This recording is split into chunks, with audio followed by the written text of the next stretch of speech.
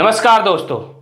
बिहार के पूर्णिया से निर्दलीय सांसद पप्पू यादव ने तेजस्वी यादव को लेकर एक बड़ा बयान दे दिया है। महागठबंधन में अलग अलग पार्टी जो है अलग अलग बयान दी। मुख्यमंत्री का चेहरा कौन होगा इस बार बिहार विधानसभा चुनाव में? आरजेडी जो है तेजस्वी यादव के नाम पर सहमत है, तो वहीं वीआईपी पार्टी के सुप्रीमो मुकेश सहनी भी तेजस्वी यादव को मुख्यमंत्री का चेहरा मानते हैं। इसके साथ ही मुकेश सहनी अपने आप को जो है बिहार का उप मुख्यमंत्री का चेहरा बताने लगे हैं मीडिया के सामने आकर। अब इस पूरे मामले पर पप्पू यादव ने पत्रकारों से बात करते हुए कहा, तेजस्वी यादव सीएम का चेहरा नहीं है, तेजस्वी यादव एक संयोजक है। प्रदेश अध्यक्ष और प्रभारी जी ना बताएंगे। हम लोग कौन बोला पहली बार? पहले इसके पहले से पार्लियामेंट्री बोर्ड के बैठक में गए हुए हैं, उसके बाद बैठक में हमेशा जाते हैं। क्या कह दिया पहली बार? राहुल गांधी जी ने जो देश को संदेश दिया उसको घर घर तक पहुंचाना, ये दायित्व पार्टी को दी गई है और हम लोग मिल करके उसको घर घर तक पहुंचाएंगे। राहुल गांधी जी जिन मुद्दों को लेके लड़ रहे हैं, कल भी उन्होंने कहा कि राज्यसभा में भी वोट की चोरी कर ली गई, तो निश्चित रूप से लगातार चोरी, तो जो हमारे नेता के मुद्दे हैं, रोजगार, बिहार का पलायन, बिहारियों के साथ सौतेलेपन का व्यवहार, उसको घर घर तक हम लोग एक महीने के अंदर पहुँचाएंगे। हमारे नेता राहुल गांधी जी और हमारे लीडर प्रियंका गांधी जी बहुत निकट भविष्य में बिहार का दौरा करेंगे। लगातार हम लोग बिहार ने जो संदेश दिया है, राहुल गांधी जी के नेतृत्व में जो माहौल बना है, वोट चोर गद्दी छोर एसआईआर को लेकर के, यह लड़ाई जब अंतिम रहेगी, जब तक लोकतंत्र और लोगों के अधिकार को रक्षा नहीं होगी, तब तक हम लोग राहुल गांधी जी के संघर्ष पर चलते रहे।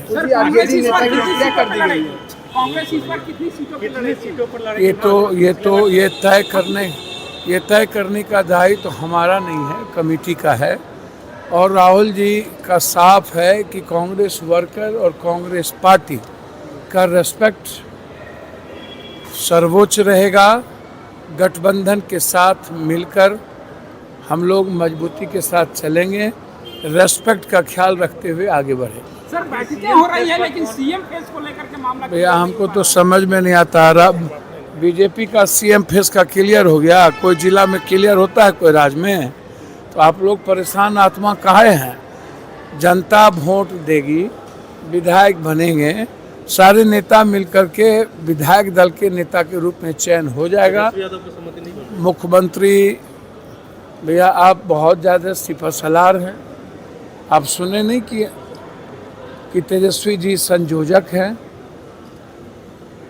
और मुख्यमंत्री जनता बनाती है और गठबंधन मिलकर के चुनाव लड़ेंगे और राहुल गांधी के विचार और संघर्ष के साथ आगे बढ़ेंगे। सर, तेजस्वी जी ने बड़ी बात कह दी है कि मैं उप मुख्यमंत्री के आवास से जो है अपराध का संचालन हो रहा है। देखिए, तेजस्वी जी ने जो बात कही, जब लगातार हत्या हो रही है, सिवान में लाली यादव की हत्या, मुन्ना यादव की हत्या, एक अपाहिज की हत्या, यहाँ पर हत्या, राघोपुर में हत्या, लगातार घटना पर घटना हो रही है।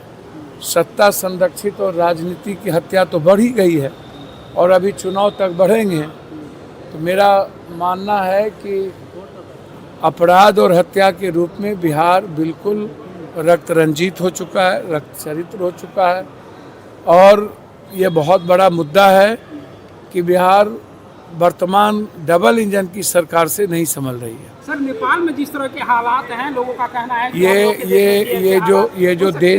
ये जो देन है ना, नेपाल में हमारे जो दो बच्चे जो अपने अधिकार के लिए आवाज़ उठाई थी, वो हिंसा नहीं चाहते थे, लेकिन चाइना हमेशा इन्वॉल्व हो चुकी है। हमारी सरकार 11 सालों से आंतरिक इंटरनल हम हिंदू मुसलमान में फंसे हुए हैं। हमारी सरकार सियासत और सत्ता में घरेलू हिंसा में इन्वॉल्व है। हमारी सत्ता को विदेश नीति से, कूटनीति से कोई मतलब नहीं है।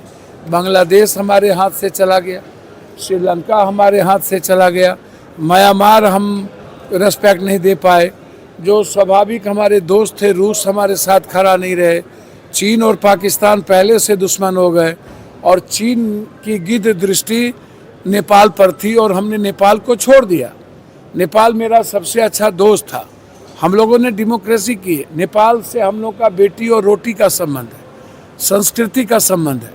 नेपाल सामरिक और आर्थिक रूप से भारत नेपाल को हमेशा साथ रहा, लेकिन आज नेपाल की जो हिंसा है इसके पीछे एक बड़ा सोची समझी साजिश है। हमारे युवाओं ने हिंसा नहीं किया, हिंसा बाद में की गई और गलत तरीके से हिंसा किया गया। मधेशियों को दूर करने की कोशिश हो रही है और मैं इतना आपसे कह सकता हूँ, 11 सालों के भारत सरकार की कूटनीतियों ने हमारे पड़ोसी देश को दूर कर दिया।